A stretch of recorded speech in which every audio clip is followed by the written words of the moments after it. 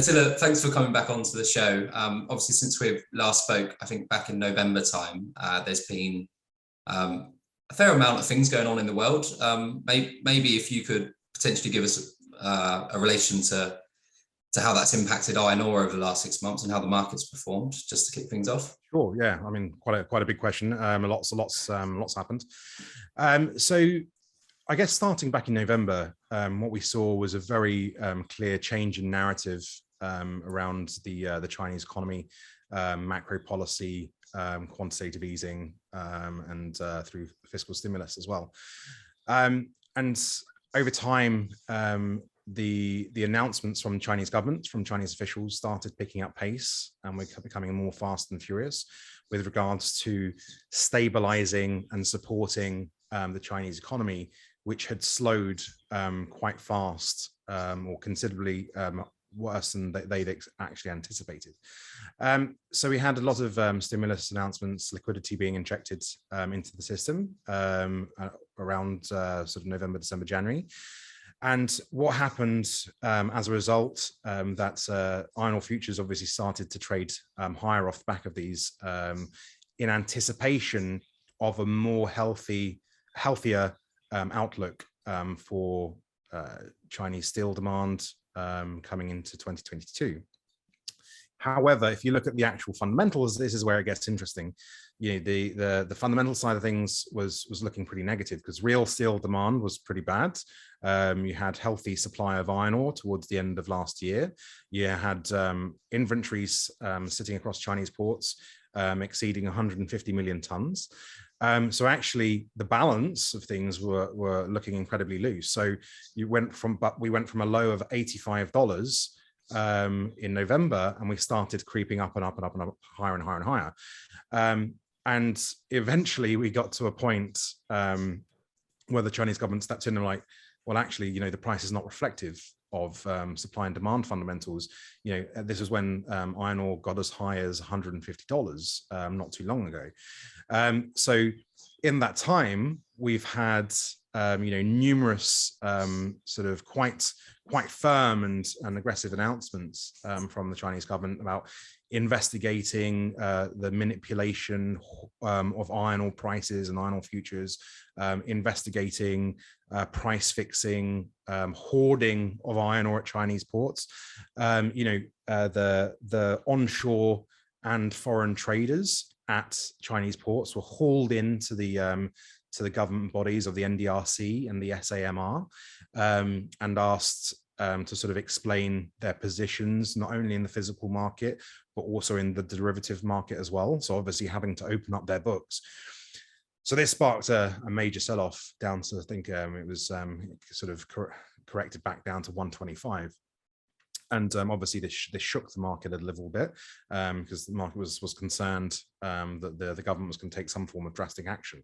And there was a lot of rumors at the time that, you know, these onshore stockholders at the ports were going to be forced to liquidate their inventories, but it never actually occurred. It was just a lot of, you know, sort of huffing and puffing and blustering.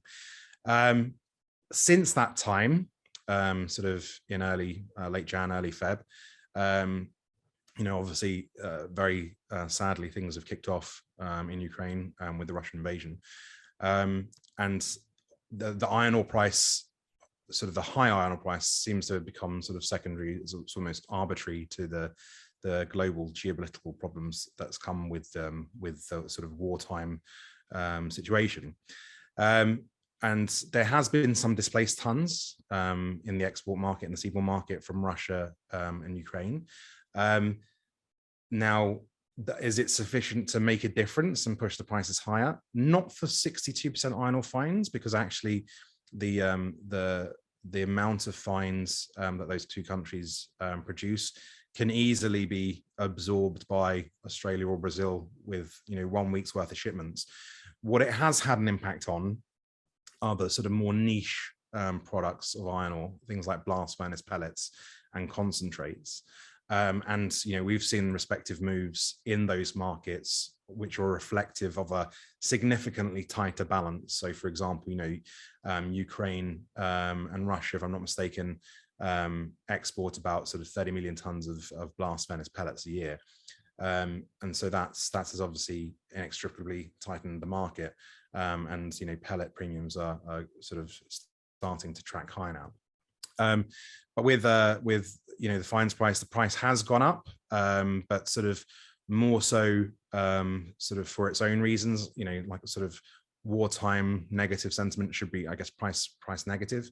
But the price has been tracking higher to a peak of 170. That was still off the back of this sort of bullish narrative around dovish comments about supporting and stabilizing the economy. So nothing actually had really occurred in terms of increased iron ore consumption, because there were still these production caps during the Beijing Winter Olympics and through the 2 sessions which only ended last week. So actually the market's sort of trading higher in anticipation that things are going to get better very soon, very quickly. So it's all really sentiment driven, speculative driven, rather than actual fundamentals. And so the problem is with those kind of rallies that there's very little underpinning them. And then obviously what we've had over the last sort of the week or so is that actually that's come to a realization that things aren't as rosy as the market had expected, and the sort of the numbers, the iron ore futures prices have been sort of somewhat overbaked. And now when you throw in this sort of mass outbreak of COVID over the last few days, and these sweeping lockdowns, I think I'm just going to shoot out through a few numbers. I think 23 out of 31 provinces have been affected so far. The whole of Jilin province has been shut down, has been locked down, and we've also got Shenzhen, which is a major trading hub, which has been locked down as well. I think there's another major city, Langfang city in Hebei province, has also been shut down. That's also sort of spoke some fears in the market, because obviously Hebei is such a major steel production hub. And obviously, if there's a mass outbreak in Hebei province on a wide scale, then obviously that could affect steel production and iron ore consumption. So in the last few days, we've seen the market tank from $170 down to, I think we're trading at now about 136, if I'm not mistaken, 137. And so and obviously COVID holds no prisoners, and there is the potential to obviously decimate prices at the moment. And we're going to be testing some very strong support levels at 135, so that will dictate the structure of the curve for the next few months. How strict are these restrictions in some of the provinces that you were just talking about there? Are people able to actually go to work, or is everyone similar to the first wave in China? Are people literally locked in their homes? Yeah, that's a very good question. I mean, so obviously the Jilin province, they're proper enforced lockdowns. Shenzhen's proper enforced lockdowns, and same in Langfang, enforced lockdowns. In the other provinces that are affected, we have some family members in some of these provinces who are encouraged to stay at home, and so that obviously it limits the spread of the virus. But generally, what we've been saying to our clients at the moment, that's actually in China, they haven't had to deal with the mass outbreaks and mass infection rates that the rest of the world has already gone through over the last couple of years. So, in a sense, we've all become desensitized to COVID and desensitized to outbreaks, and we've all experienced our lockdown fatigues. But they haven't experienced any of that. So, there has been no mass, and this is their mass outbreak. So they're still going through those initial feelings of fear of catching the virus, even though Omicron is meant to be sort of less lethal and sort of more flu-like, more cold-like.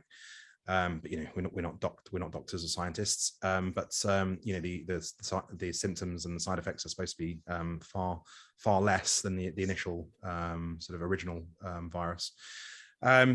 but they haven't lived through that yet, and that's something that they are going through right now. And so there is that fear of going outside. If we bring that back to markets, without a shadow of doubt, if you've got your population that's scared of going outside, scared of catching the virus, then that's no doubt going to hit national steel demand, and by proxy, steel production and iron ore consumption. Obviously, if we're expecting the market to dip potentially because of the COVID side effects and the lockdowns, even if the CCP do ease restrictions on the environmental side, which we were expecting to happen after the Winter Olympics, it sounds as though that, at least for the time being, at least in the short term, isn't going to have much of an impact. We're probably on a negative trajectory at the moment. Is that about right? We've already seen the major part of the wave in terms of the move lower, down from 170 to 130, 135, 137 today. Like I said, that there is very strong support that's about 135, 132, 135. So that will dictate how we move from here. With respect to actual iron ore consumption, it should naturally improve anyway, because blast furnaces are just running at really, really low capacity utilization rates anyway. So once Paralympics is finished, 2 sessions are finished, Beijing Winter Olympic Games is finished. So after the 31st of March, gloves should come off. We're already starting to see things like weekly rebar production post week-on-week gains anyway. So it's happening, whether the virus is here or not. So it's just that, naturally capacity utilization has been such a low level that it has to go higher anyway, just to meet that sort of base load of demand. So that's obviously a relative positive, but don't forget there are still 150 odd million tons of inventories sitting at the dock. So the market has to work their way through that as well. On the sort of on the price negative side as well, that actually Q2 is a very strong period for Aussie and Brazilian shipments after the sort of seasonal mine maintenance programs in Q1. So things aren't looking amazingly rosy in the short term for prices, but obviously suppliers coming back in a big way. We're tracking the cargoes being shipped out in real time on a daily basis from all those major ports in Brazil and Australia, and we can see that shipments have actually increased 50% compared with the lows that we saw in early to mid Feb. So demand really has to sort of do its part in a big way to keep sort of prices level. If not, then there could be some more downside risk in the very short term, especially with steel demand being hit because of COVID. I think I saw one of your posts recently mentioning, it might have been this morning actually, mentioning that a 200 million ton per annum mine has halted production. Could you just quickly touch on that? Is that indefinitely, or is that just a short-term measure that they do? Yeah, so that's the Guinean Simandou project. So that's the one being developed by a consortium of Chinese, Singaporean investors and Rio Tinto on another plot of land. So that's actually development. That's not in production. So that's that is the biggest question in our industry. When is Simandou going to come online? Is it going to be 5 years? Going to be 7 years? Is it going to be 10 years? But obviously, Guinea has experienced a coup a few months ago, and obviously, the current sort of administration, if you can call it that, has their own ideas, and obviously, the delay of this project has been ongoing for such a long time, and so I guess the current administration is pretty frustrated with the lack of development of that project. And Simandou was always nicknamed the Pilbara killer because it's high grade iron ore fines and it's like huge quantities as well. So 200 million tons a year, potentially even more. But I mean, that's been a stop. That development of that project has been stop-start for so many years. So it's not really surprising to have it stop again. But as I was referring to in our sort of social media post, that sentiment in iron ore at the moment is so negative that no one batted an eyelid that that 200 million tons has been postponed. The development of that 200 million tons has been postponed again. And normally in a sort of more, I guess, bullish, more sort of positive environment, price positive environment, that would be enough to push prices higher. But all the sort of negative factors at the moment, people sort of just pretty much ignored it. It seems as though that we are talking quite negatively about what may happen over the next couple of months, and probably rightly so. But I think in comparison to iron ore price a few years ago, we're still in a relatively decent market, are we not? Yeah, I mean, the price is above the long run average. There's no doubt about that. And what we said to clients sort of second half of last year, that's when iron ore inventories have typically been above 150 million tons, the iron ore price has never been above $100 a ton. So it's trading very well compared to previous years. So should it, the question is, should it be this high at the moment? Probably not. If you look at onshore portside prices, they're much lower than what we're seeing in the seaborne market. So it's almost like this two-tiered sort of pricing structure at the moment, because the onshore guys don't want to be seen to be bidding it up because they're scared of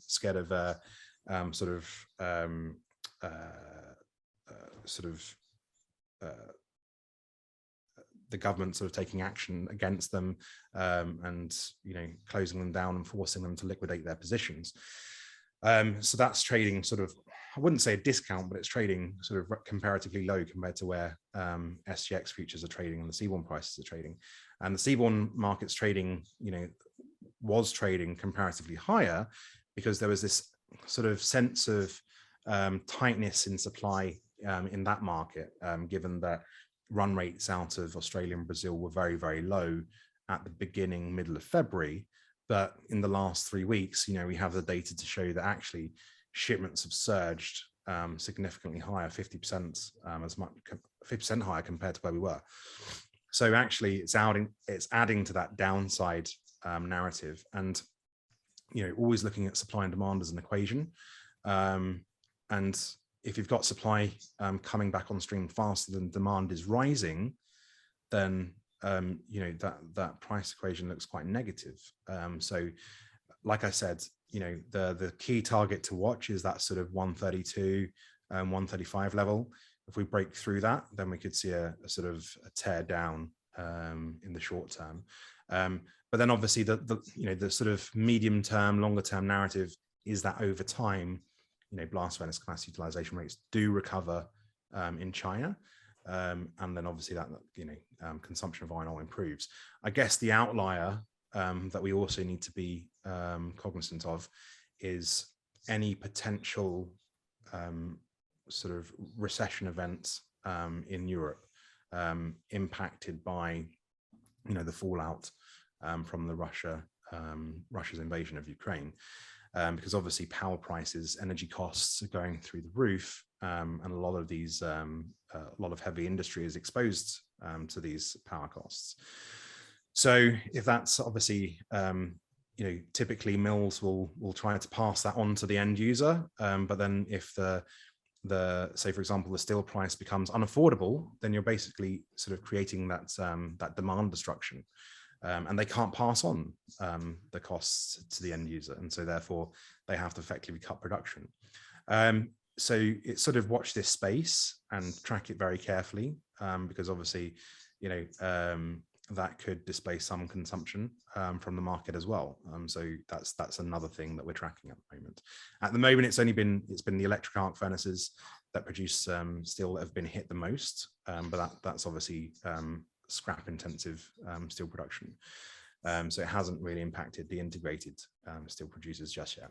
Yeah, it seems as though, like you were sort of saying, you've really got to be on your toes in the iron ore market at the moment, and probably checking in every day, if not every hour. We'll leave it there, but I think that's a perfect update. Thank you, Attila. I really do appreciate you coming back on and giving everyone an update. Our pleasure. Thank you, Peter.